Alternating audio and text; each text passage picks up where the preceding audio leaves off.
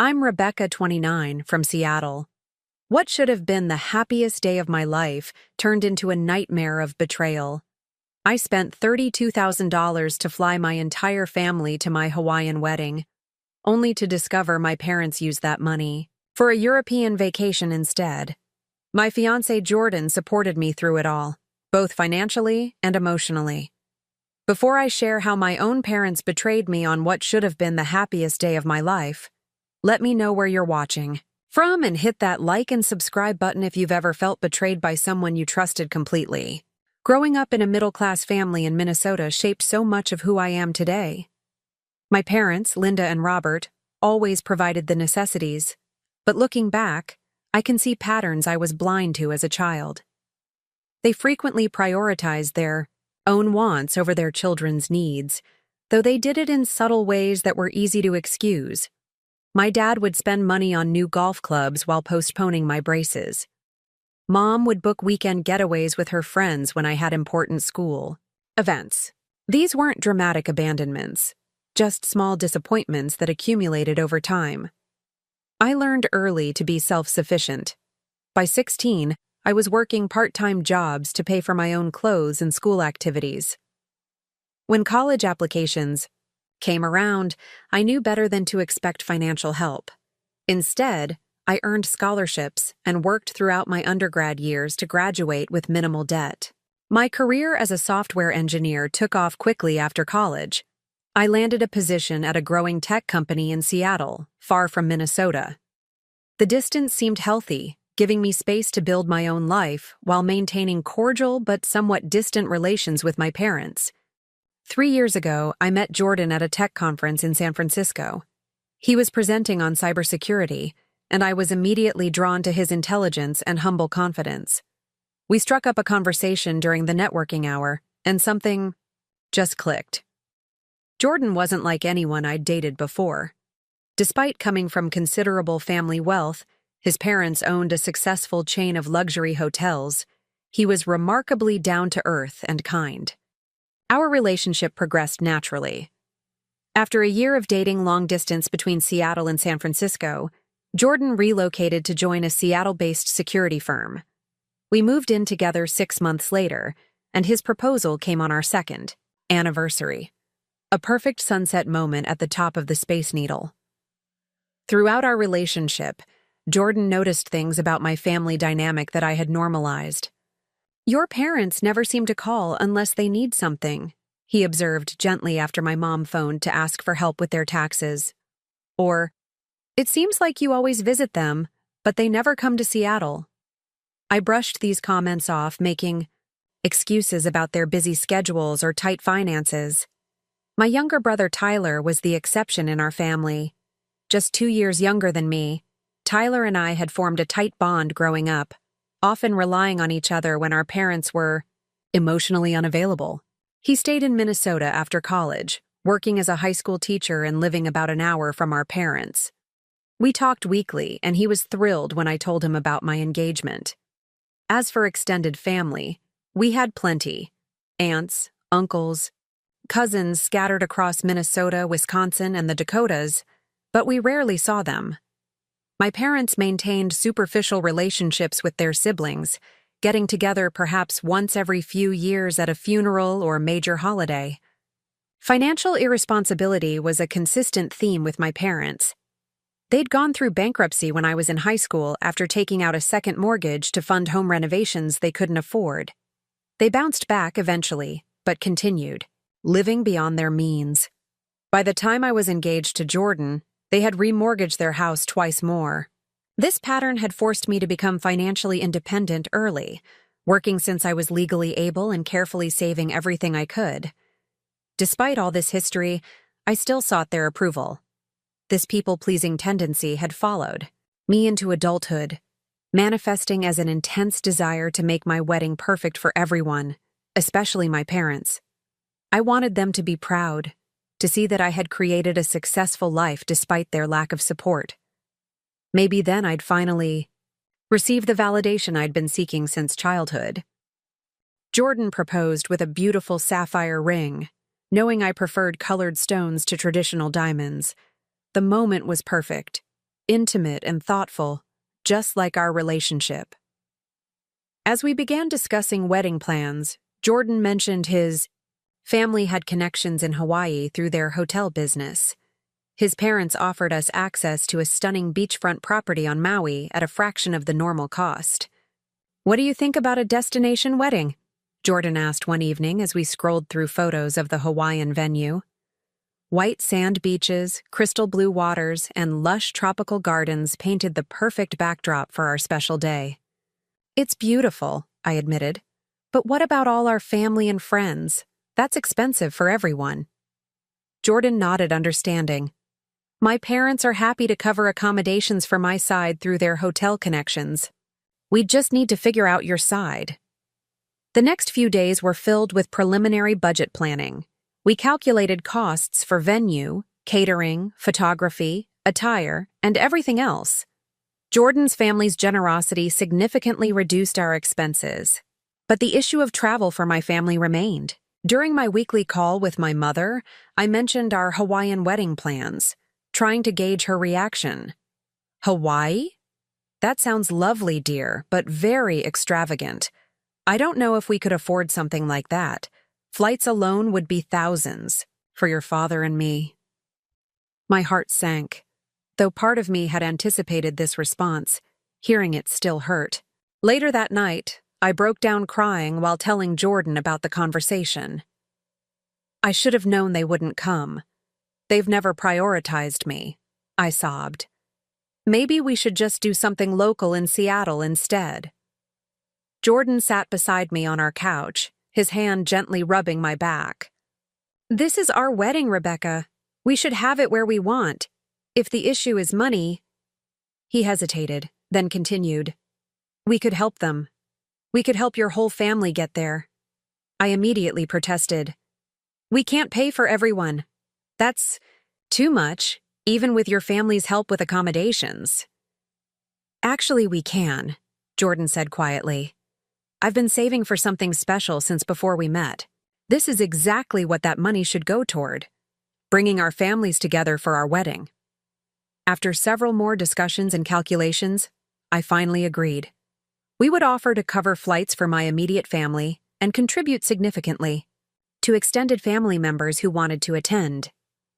The total came to $32,000, a staggering amount, but one that Jordan assured me we could handle given our combined savings and his family's assistance with other wedding expenses. The next day, with nervous excitement, I called my parents to share our decision. "Mom, Jordan and I have been talking, and we really want to have our wedding in Hawaii. It means so much to us to have family there, so we'd like to cover the travel. Expenses for you, Dad, Tyler, and help out the extended family too." There was a pause on the line before my mother responded with unusual enthusiasm. "Oh, Rebecca, that's incredibly generous. Your father and I would be honored. We can help coordinate with the relatives too, since we're closer to everyone." The relief and joy I felt in that moment was overwhelming. For once, it seemed like everything was falling into place. My perfect wedding was becoming a reality. Over the next few weeks, we connected with Alicia, a wedding planner specializing in destination events. She helped us refine our vision, a sunset ceremony on the beach, followed by an elegant but relaxed reception under the stars. We chose a date 9 months out, giving everyone plenty of time to arrange their schedules. "This is going to be amazing," I told Jordan one night as we finalized our guest list. "I can't believe we're actually going to have everyone there." Jordan smiled and kissed my forehead. "You deserve this perfect day, Rebecca. I'm just happy I can help make it happen." I had no idea then how drastically things would change, or that my parents had already begun making very different plans with our generous gift. With the wedding date set and deposits paid to secure our Hawaiian paradise, the next step was transferring the promised funds to my parents.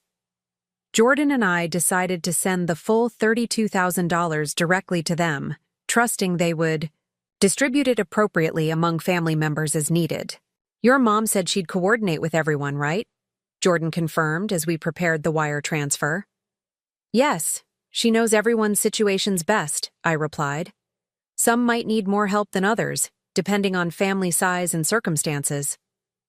We completed the transfer on a Tuesday morning. By afternoon, my mother had already called to confirm receipt. This is just wonderful, sweetie. We'll make sure everyone gets what they need to be there. Your father is already making a list of who needs what. Great. Can you keep me updated on who confirms they can come?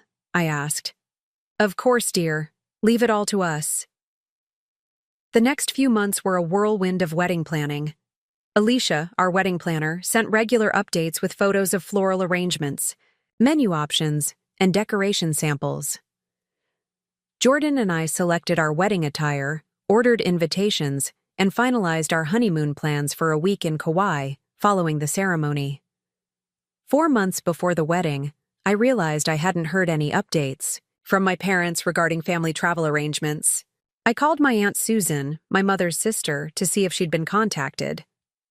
Wedding in Hawaii? That sounds lovely, Rebecca, but I haven't heard anything about travel arrangements. When is it again? A knot formed in my stomach. It's in May. Mom and Dad were supposed to contact everyone about flights. We're helping with the costs. Well, this is the first I'm hearing of it. I'd better check my spam folder, though. Emails get lost sometimes. After hanging up, I immediately called my mother. Mom, I just spoke with Aunt Susan, and she said, you haven't contacted her about the wedding travel yet. Oh, I meant to, she replied quickly. We've been so busy with your father's work events. I'll call her this week, I promise. I tried to suppress my anxiety. Mom, the wedding is in 4 months. People need to request time off work and make arrangements. Don't worry so much, Rebecca. Everything will work out. This pattern continued for several weeks. Each time I called a relative to check in, I discovered they hadn't been contacted. Each time I confronted my parents, they had a new excuse. The email must have gone to their spam folder. We've had some health issues we didn't want to worry you about. We're waiting to get everyone's information before booking all at once. For better rates. Jordan noticed my growing stress. Something doesn't seem right, he said carefully one evening after I'd spent an hour on the phone with my clearly confused grandmother. They're just disorganized, I defended, though doubt had begun to creep in. They've always been bad with planning. Maybe we should take over the coordination, Jordan suggested, or at least check in on what flights they've actually booked so far. That would seem like I don't trust them, I argued, though the truth was my trust was indeed fading. As the weeks passed, communication with my parents became increasingly strained.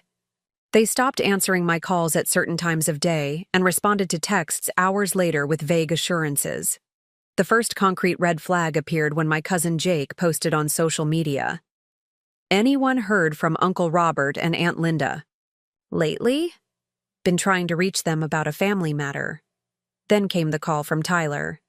Becca, have you talked to Mom and Dad recently? They canceled our monthly dinner last minute, and Dad's car wasn't in the garage when I drove by yesterday, even though he claimed they were staying home all weekend because Mom had a cold. The final piece fell into place when I received an email obviously meant for my mother from her personal account to her work email, but she had accidentally included my email as well. The attachment was a glossy brochure for European treasures, a luxury tour through Italy, France, and Spain. My blood ran cold as I opened the attachment and saw the price tag. $30,000 for 2 people, all inclusive. My hands trembled as I downloaded the European tour brochure. The dates listed for the 3-week luxury vacation perfectly aligned with our wedding timeline and the weeks following. This couldn't be a coincidence. Jordan, I called out, my voice breaking. I need you to see this. He came into our home office, immediately concerned by my expression. I silently turned the monitor toward him. He read quickly, his face darkening as he understood the implications. Let's not jump to conclusions, he said, ever the rational one. There could be an explanation. But we both knew what was happening. Still, I needed concrete proof before confronting my parents. I spent the next few hours investigating, my anxiety mounting with each discovery. First, I called the airline my parents typically used, pretending to be my mother and asking about my booking to Hawaii. The customer service representative found no reservations under either of my parents' names. Next, I logged into the credit card account my mother had once asked me to help manage online. There, in the recent transactions, were charges from hotels in Rome, Paris, and Barcelona, all dated for our wedding month.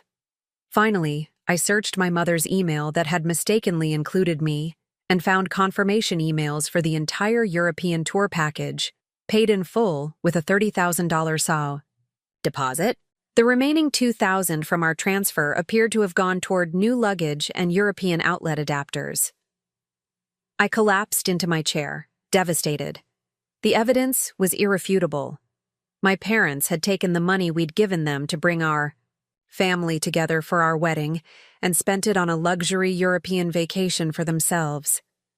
Jordan held me as I sobbed. I can't believe they would do this. Our wedding, Jordan. They stole from our wedding. After I calmed down enough to think, clearly we decided I needed to confront them immediately. With Jordan beside me for support, I called my parents on speakerphone. My mother answered cheerfully. "Rebecca, how's the wedding planning going?" The casual tone in her voice made my blood boil. "It's interesting, actually. I've been trying to figure out why none of our family has been contacted about their flights to Hawaii." "Oh, we're still working on that," she said smoothly. "It's complicated coordinating so many people." "Really?" "Because I just received an interesting email. A brochure for a European tour that happens to be scheduled during our wedding." A long silence followed. "Mom, are you still there?" My father's voice came on the line. "Rebecca, you need to understand." "Understand what?" I interrupted, my voice rising. "That you took $32,000 we gave you to help our family attend our wedding and spent it on a vacation for yourselves?" "It wasn't like that," my mother jumped in. "We were going to tell you." "When?" "After you were already in Europe during my wedding." "We've never been to Europe," my father said, as if that justified everything. "After all we've done for you, we deserve this opportunity." "Done for me?" I was practically shouting now. "I've been financially independent since I was 16. You've never supported my education, my career, or my relationship. You and Jordan have plenty of money," my mother countered. "His family owns hotels, for goodness sake. You won't miss this money, but this might be our only chance to see Europe." I couldn't believe what I was hearing. "That's not the point. You lied to us. You stole from us. You were going to miss our wedding." "We'll pay you back someday," my father offered weakly. "This isn't about the money." I was crying again. "It's about you choosing a vacation over being at your daughter's wedding. It's about you lying to my face for months." The conversation continued in this vein for nearly an hour, my parents alternating between defensive justifications and half-hearted promises to make it right somehow. They never once offered a genuine apology or acknowledged the depth of their betrayal. After hanging up, I immediately called Tyler to explain what had happened. His shock quickly turned to anger on my behalf. "I always knew they were selfish, but this is beyond anything I could have imagined," he said. "What are you going to do about the wedding?" That was the question now weighing heavily on Jordan and me. Our wedding was just 2 weeks away. We had based all our plans on having my family there. Now we needed to decide whether to proceed with our original vision or adapt to this painful new reality. With just 14 days until our wedding, Jordan and I faced an overwhelming situation. The emotional impact of my parents' betrayal was crushing enough, but we also had practical matters to address immediately. "We have 3 options," Jordan said as we sat at our kitchen table the morning after the confrontation. "We can postpone the wedding, we can keep everything as planned but accept that your family won't be there, or we can try to find last-minute funds to fly at least some of your family out." Each option came with significant drawbacks. Postponing meant losing deposits and disappointing Jordan's family, who had already arranged travel. Proceeding without my family meant a one-sided wedding, and finding additional funds this late would be financially stressful, even with Jordan's family's resources. "I don't want to postpone," I said finally. "I want to marry you on the date we planned, in the place we chose. But I need to at least try to get Tyler there." Jordan nodded. "I agree. And maybe we can reach out to some of your closer relatives directly. Some might be able to come if they know the situation."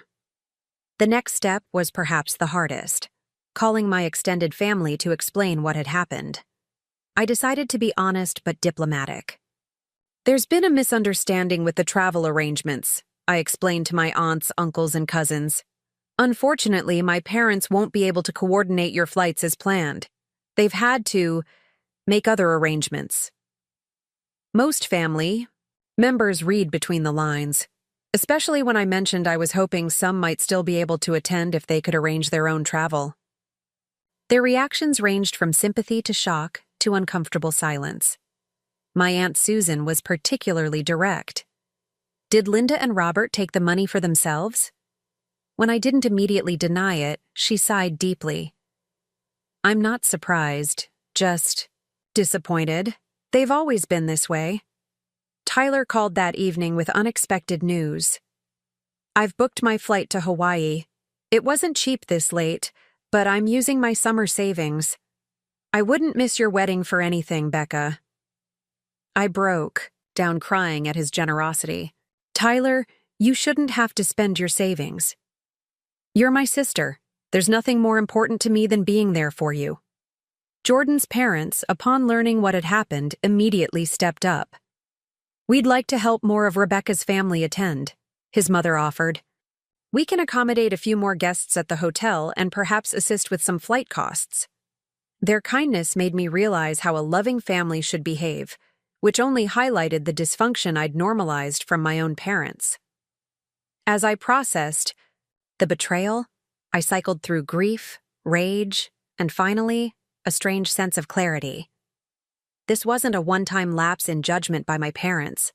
It was consistent with who they'd always been.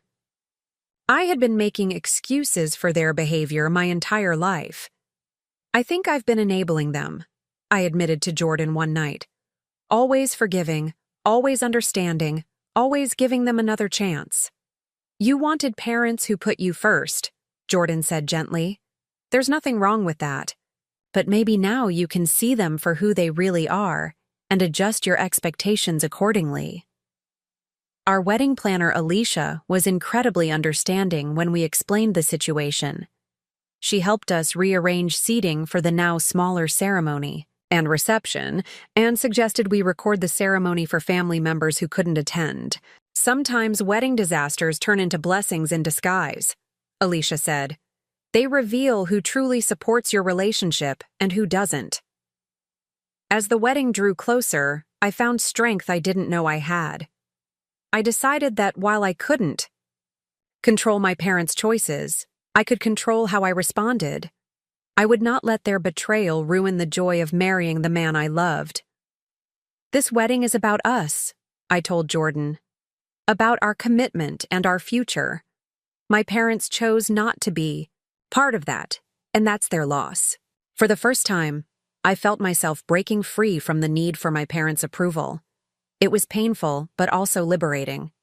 I was ready to begin this new chapter of my life, with clearer boundaries and healthier expectations.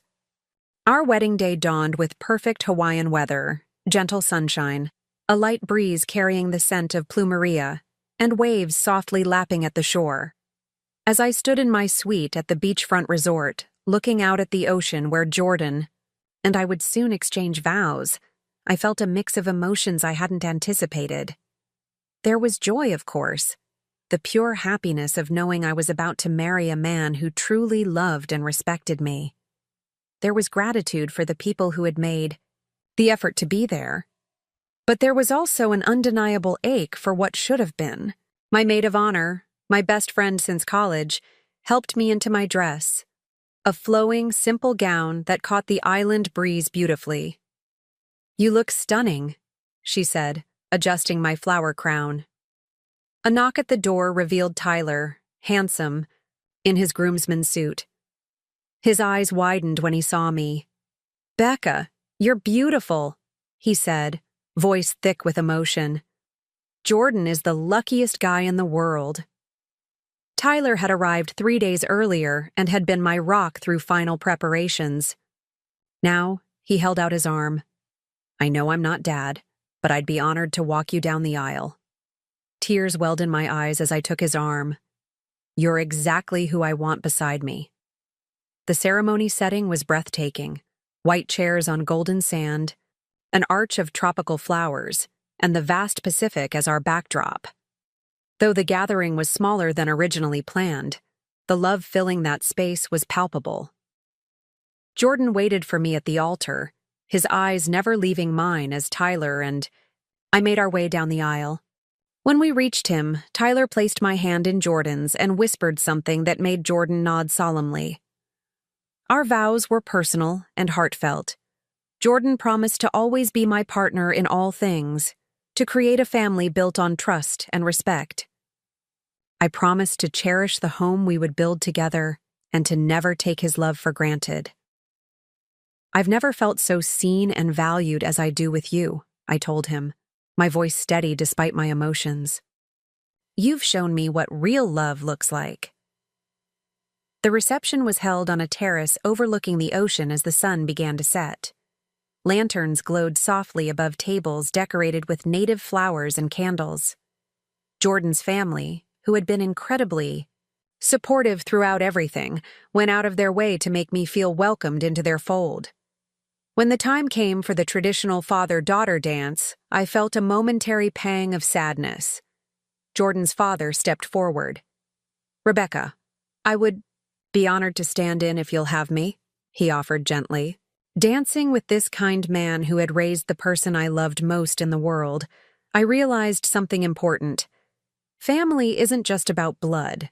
It's about who shows up, who supports you, who puts your happiness alongside their own. The reception held an unexpected surprise. During dinner, Alicia approached with a tablet. "Some people wanted to share their congratulations," she said with a smile. On screen appeared a montage of video messages from extended family members who couldn't attend, cousins, aunts, uncles, all wishing us happiness. They had coordinated this gesture behind the scenes, wanting us to feel their presence despite their physical absence. I was touched beyond words. As the celebration continued into the night, I checked my phone once and saw what I had both dreaded and expected: a social media post from my parents. They were posing in front of the Eiffel Tower, champagne glasses raised with the caption, "Finally living our dream European adventure. Paris is magical." The timestamp showed they had posted it exactly during our ceremony time. I showed Jordan, who gently took my phone and turned it off. "Tonight is about us and the people who love us enough to be here," he said, leading me back to the dance floor. He was right. I pushed thoughts of my parents aside and immersed myself in the celebration. We danced under the stars, surrounded by genuine love and support. 2 weeks later, after a blissful honeymoon exploring Kauai's lush landscapes, we returned to Seattle to begin our married life together. Waiting in our mailbox was a postcard from Italy with my mother's handwriting. "Having a wonderful time. Hope the wedding went well. We should talk when we get back." The casual tone, the complete lack of acknowledgement of what they had done, it was the final confirmation I needed. Something had to change in how I approached my relationship with my parents. The postcard from Italy was the catalyst for a decision I'd been gradually moving toward for months. I needed to establish clear boundaries with my parents. Their behavior had gone beyond mere disappointment to active betrayal, and continuing. Our relationship as before would only enable further hurt. Jordan fully supported my decision to seek professional guidance. "This isn't something anyone should navigate alone," he said as we researched therapists specializing in family dynamics. I began seeing Dr. Marshall, a compassionate therapist, who helped me understand that what I'd experienced wasn't just a wedding mishap, but a lifetime pattern of emotional neglect and manipulation. Healthy parents celebrate their children's milestones, Dr. Marshall explained during one session. They don't sabotage them for personal gain. Through therapy, I came to recognize that my people-pleasing tendencies and desperate need for parental approval had allowed my parents to take advantage of my generosity repeatedly. I wasn't responsible for their actions, but I could be responsible for how I responded going forward. 3 weeks after their return from Europe, my parents requested we meet for dinner to clear the air. Jordan offered to come with me for support, but I decided this was a conversation I needed to have alone. We met at a neutral restaurant. My parents arrived looking tanned and relaxed from their trip, showing no signs of remorse or discomfort. "The wedding photos you posted looked lovely," my mother opened, as if commenting on a casual event she'd had no obligation to attend.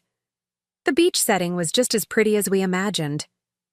I took a deep breath before responding. "I didn't come here to discuss the wedding you chose to miss. I came to talk about our relationship going forward." My father shifted uncomfortably. "Now, Rebecca, we've already explained about the Europe trip. It was a once-in-a-lifetime opportunity." "So, was my wedding?" I countered calmly. "But this isn't just about the wedding or the money. It's about a pattern that's existed my entire life, where your wants always take priority over my needs." "That's not fair," my mother protested. "We gave you everything growing up." "Did you?" Because I remember working through high school to buy my own clothes. I remember taking out student loans because you couldn't contribute to my education. I remember celebrating every major achievement in my life without your presence or support. For the next hour, I laid out examples of their self-centered behavior throughout my life. They attempted to defend themselves at first, but gradually fell silent as the evidence mounted. "What do you want from us?" my father finally asked. "If it's about the money, we can start paying you back next month." "This isn't about the money," I said firmly. "I'm not asking you to repay it. What I am asking for is respect. From now on, our relationship will have boundaries." I outlined my terms. I would no longer provide financial assistance of any kind. Our contact would be limited to monthly calls and occasional holidays. Any violation of my trust would result in further distance. "This seems extreme," my mother said, looking genuinely surprised. "We're family." "Family doesn't steal from each other," I replied. "Family shows up. Family celebrates together and grieves together. What you did showed me exactly where I stand in your priorities, and I'm adjusting my expectations accordingly." I left that dinner feeling lighter than I had in years.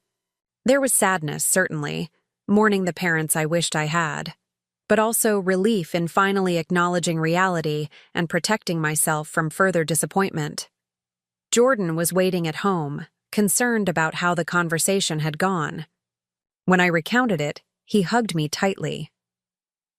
"I'm so proud of you," he whispered. "That couldn't have been easy." Over the next several months, I worked on strengthening connections with other family members on my own terms. I had regular video calls with Tyler and began developing closer relationships with aunts, uncles, and cousins without my parents as intermediaries. Many of them shared similar frustrations with my parents, but had never felt comfortable expressing them to me directly. Jordan's family continued to welcome me warmly.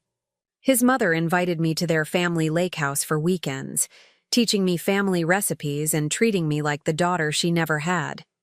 His father sought my input on tech investments and proudly introduced me as his daughter-in-law. These relationships showed me what healthy family dynamics could look like. 6 months after our wedding, my parents called with an unexpected request. They were facing foreclosure on their house due to missed mortgage payments and needed $20,000 to avoid losing their home. "We wouldn't ask if it wasn't an emergency," my father insisted. "We can sign a formal loan agreement this time." The old Rebecca would have immediately agreed, feeling responsible for their well-being despite their choices. The new Rebecca was different. "I'm sorry you're in this situation," I said calmly, "but I won't be providing financial assistance. I can help you research assistance programs or connect you with financial counseling services." They were shocked by my refusal, but I held firm. It was a turning point in our relationship. A year after the wedding, subtle changes began to appear in my parents' behavior. They stopped asking for money entirely. They remembered my birthday without prompting. When we spoke, they actually asked questions about my life and listened to the answers. They weren't perfect and probably never would be, but they were adapting to the new boundaries I had established. The healing process wasn't linear. Some days I still felt anger resurface, especially when looking at our wedding photos and seeing the conspicuous absence of my parents. But those moments became less frequent and less intense as time passed. "Family is who you choose," Tyler said during one of our weekly calls. "And sometimes the family you build is stronger than the one you were born into." He was right. Through this painful experience, I had discovered the strength to define family on my own terms. I had learned to recognize genuine love and support, and to step away from relationships that consistently caused harm. Most importantly, I had learned that setting boundaries wasn't selfish. It was necessary for my own well-being. Today, as I look back on that chapter of my life, I feel a sense of peace. The $32,000 my parents took wasn't just money. It was a catalyst for growth and change. It forced me to face difficult truths and make difficult choices. And while I wouldn't wish such betrayal on anyone, I can acknowledge that it ultimately led me to a healthier, more authentic life. Have you ever had to set boundaries with family members who repeatedly hurt you? Sometimes the hardest part of loving someone is knowing when to step back for your own protection. If my story resonated with you, please share your experiences in the comments below. And if you found value in my journey, please like this video and subscribe to hear more stories of overcoming family challenges. Remember that you deserve relationships built on mutual respect and genuine care. Thank you for listening to my story.